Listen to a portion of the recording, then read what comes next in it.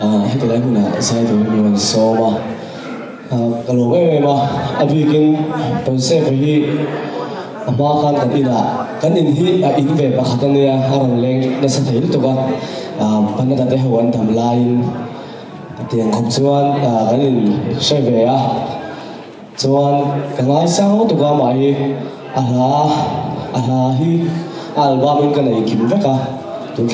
hấp dẫn. Tiếng gọi cái mà bị gặp bộ Tahchuan là Leng thì cái sắc chặt về sự đấy nên gì ở bên này mà đi ở tầm lại khăn vòng bùi lúc này nó tan khăn Tahchuan là Leng thì sắc cả hàng đi là cho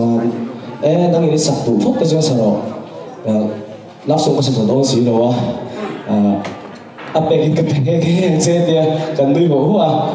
lúc lên khác cái tiếng không mẹ cho tú nạ hian 1 million akai doon to kasi bahay viewer ng haso ka so với hian zai tu mình so mà thì lúc đấy cả lô ba và xe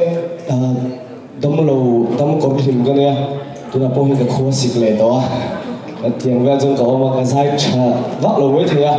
thì mình sẽ thiền ra cái đồng nghiệp ha bố cái này ta cho nên lên cái sáng này